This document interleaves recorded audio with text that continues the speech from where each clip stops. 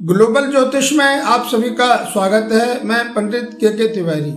आज हम आपको जानकारी देने जा रहे हैं महामृत्युंजय अनुष्ठान के बारे में। इस अनुष्ठान के बारे में कई सारे वहम बने हुए हैं लोगों के दिमाग में, उन्हें हम आज क्लियर करना चाहते हैं। यह अनुष्ठान कब, कैसे, किन परिस्थितियों में कराया जाए और इस अनुष्ठान का पूर्ण फल कब और कैसे प्राप्त होता है, इसको मंदिर में कराया जाए या घर में कराया जाए, इस बारे में भी कई लोगों को भ्रम बना हुआ है।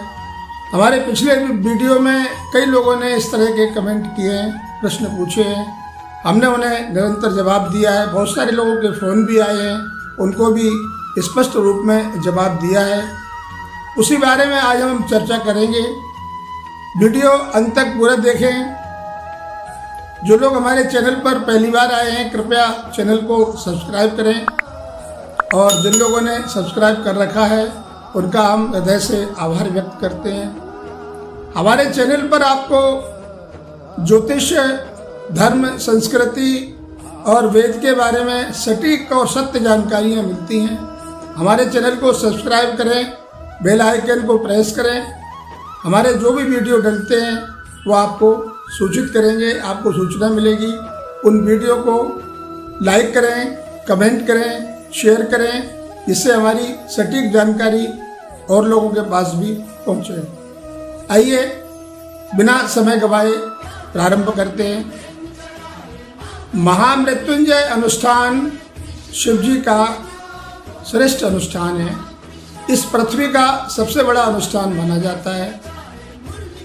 इसे साधारणतः सुख, समृद्धि और शांति के लिए आप कभी भी करा सकते हैं। घर में सुख प्राप्ति करना है, घर में कुछ बात है, कलह है, किसी तरह की परेशानी है, मानसिक विचलन हो रहा है, मानसिक विक्षिप्तता आ रही है, घर में कोई बीमारी है या इस तरह की और कोई परेशानियां हैं, ऐसी स्थिति में आपको महामृत्युंजय अनुष्ठान अवश्य ही कराना चाहिए। या फिर सब कुछ ठीक चल रहा है तब भी हमारे शास्त्रों में दान की महिमा कही गई है। आप अपनी जो कमाई है, जो आय है, उसका 10% दान अवश्य करें।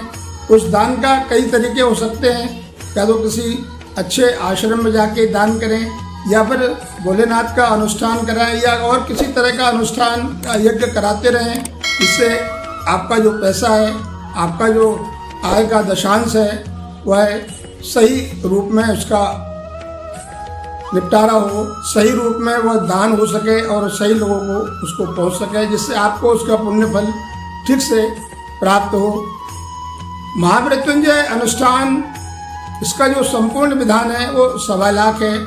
1.25 लाख के बाद इसका 10% मार्जन होता है, 10% तर्पण होता है, 10% हवन होता है, फिर उसके बाद 10% इसका ब्राह्मण भोजन होता है। अर्थात पूरी संख्या 1,40,000 के आसपास पहुंच जाती है। यदि आप समर्थ हैं, संपन्न हैं, तो आप इसे पूर्ण करा सकते हैं, मतलब 1,40 पूरा ही एक बार में करा सकते हैं। यदि किसी तरह से परेशान है, अक्षमता है, धन की व्यवस्था नहीं है और कराना आपके लिए परिस्थितिजनक आवश्यक है, तो आप इसका आधा भी करा सकते हैं अथवा इसका चौथाई भी करा सकते हैं।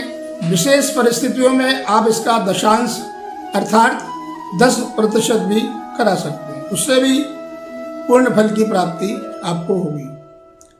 लेकिन ये ध्यान रखा जाए कि हम 10%, 25% या 50%, यदि आधा जो भी करवा रहे हैं, उसमें आगे के लिए संकल्प ये किया जाए कि हम जब परिस्थितियां अनुकूल होंगी तो इस अनुष्ठान को पूरा ही कराएंगे, तो उसका जो अभी पूर्ण फल है वो प्राप्त होगा। आगे उस अनुष्ठान को अवश्य कराइए। बहुत सारे लोगों के प्रश्न आते हैं, अनुष्ठान कहाँ कराया जाए, घर में कराया जाए या मंदिर में कराया जाए, घर में कराना श्रेष्ठ है या मंदिर में कराना श्रेष्ठ है, इस बारे में बहुत सारे लोग पूछते हैं। हमने उनको जानकारी दी है। आज हम वीडियो में भी ये बात विस्तृत रूप में बताने जा रहे हैं।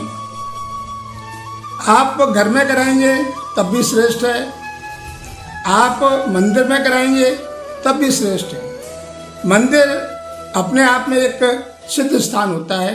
वहाँ मूर्ति जो है प्राण प्रतिष्ठा के साथ स्थापित की जाती है, इसलिए वह स्थान सिद्ध होता है, वहाँ श्रेष्ठ फल की प्राप्ति होती है, वहाँ ईश्वर का साक्षात निवास होता है। किंतु दूसरी ओर आपका घर भी ईश्वर का साक्षात निवास है। आप जगह की व्यवस्था आपके पास पूरी है, आप ठीक से उसको प्रबंध कर सकते हैं, मैनेज कर सकते हैं। तो हमारी तो सलाह आपको यही होगी कि आप घर में कराएं। घर में कराने से एक सबसे बड़ा जो फायदा होता है, जो मंत्रों का उच्चारण है, एक स्वर में जब सारे ब्राह्मण बैठ के मंत्रोच्चारण करेंगे या अभिषेक करेंगे, शिवार्चन करेंगे, तो उसकी गूंज जो है वो आपके घर में गूंजेगी। उस गूंज से फायदा क्या होता है, घर में किसी और तरह की परेशानी है, कोई अला बला है, किसी तरह की बाधा है, ऊपरी कोई परेशानी हवा है, वो सब समाप्त हो जाती है। इसलिए मैं यही कहूँगा कि आप घर में व्यवस्था बनाएं और घर में इसे कराएं तो ज़्यादा ही श्रेष्ठ है। यदि ऐसी व्यवस्था नहीं है, घर में कोई परेशानी है, जगह नहीं है, आप नहीं करा सकते हैं, तो आप मंदिर में कराएं, फल आपको उतना ही प्राप्त होगा। कुछ लोगों ने सवाल पूछे थे कि हम उपस्थित ना हों तब भी इस अनुष्ठान का फल हम प्राप्त कर सकते हैं। मैंने उनको बताया था, आप आज वीडियो में भी बता रहा हूँ, आप उपस्थित ना हों तब भी आपकी जाति, गोत्र, वंश, खानदान के हिसाब से संकल्प करा लिया जाता है। हम उसे अपने स्थान पर भी संपन्न करते हैं। आपको वीडियो कॉल से उसका दृश्यावलोकन करा सकते हैं, या हवन वाले दिन या भंडारे वाले दिन आप आना चाहें तो उस दिन आ सकते हैं, नहीं भी आना चाहें तो भी कोई बात नहीं है, आपके नाम से सारा अनुष्ठान संपन्न होता है। हमने कई सारे ऐसे अनुष्ठान किए हैं, जो लोग मजबूर हैं, इस स्टेटस पर बैठे हुए हैं कि वो आ नहीं सकते हैं, उन लोगों के लिए हमने संकल्प करा के अपने अपने स्थान पर ही संपूर्ण विधि से अनुष्ठान कराया है। उन्हें वीडियो कॉल से दृश्यावलोकन कराया, अर्थात दिखाया भी है। उन्हें बड़ी प्रसन्नता हुई है और उनको पूर्ण फल की प्राप्ति भी हुई है। तो ऐसी कोई स्थिति है, आप बहुत दूर हैं हमारे स्थान से और हम हमसे ही कराना चाहते हैं, ऐसा लगता है कि नहीं, आपको कोई वैदिक ब्राह्मण आपके शहर में उपलब्ध नहीं है, आपसे संपर्क नहीं हो पा रहा है, तो आप जो है हमसे संपर्क करिए और दूर बैठ कर भी हम आपका संकल्प करा लेंगे। और यहाँ अपनी जो टीम है हमारी विद्वानों की, उसके द्वारा आपके लिए महामृत्युंजय का अनुष्ठान संपन्न करा देंगे। उससे आपको संपूर्ण फल की प्राप्ति होगी। इसके अतिरिक्त भी कोई और प्रश्न आपके दिमाग में चल रहा है तो हमसे फ़ोन नंबर स्क्रीन पे दिए जाते हैं, हमारे डिस्क्रिप्शन में भी दिए जाते हैं, आप उन पर फ़ोन लगाकर संपर्क कर सकते हैं या फिर कमेंट करके हमसे पूछ सकते हैं। इसके अलावा कई लोगों ने महीने के बारे में पूछा है, सर्वश्रेष्ठ मास कौन सा होता है। इसके लिए शिव जी के लिए सर्वश्रेष्ठ मास जो है वो श्रावण मास है, उसके बाद भाद्रपद मास है, माघ मास है और फाल्गुन मास है। ये श्रेष्ठ है, लेकिन ऐसा नहीं कि और समय में और किसी महीने में आप करा रहे हैं तो श्रेष्ठता नहीं आएगी, ऐसा नहीं है। शुभ मुहूर्त निकालिए, जिस दिन आप प्रारंभ कर रहे हैं उस दिन शिव जी का वास पृथ्वी पर होना चाहिए। जिस दिन आप यज्ञ हवन करने की तैयारी कर रहे हैं, 5 दिन बाद, 7 दिन बाद, 9 दिन बाद, 11 दिन बाद, उस दिन पृथ्वी का अग्नि का वास जो है पृथ्वी पर होना चाहिए। इससे सारी आहुतियाँ आपकी संपन्न हो और पूर्ण बल की प्राप्ति हो। इन 2 बातों का ख्याल रखेंगे तो आप इस अनुष्ठान को कभी भी संपन्न करा सकते हैं। घर में सुख, समृद्धि और शांति के लिए इससे अचूक रामबाण और दूसरा कोई अनुष्ठान नहीं है। इसलिए आप अवश्य ही इस अनुष्ठान को अपने घर में एक बार अवश्य कराइए। आज के लिए इतना काफ़ी है, अगले वीडियो में फिर मिलेंगे।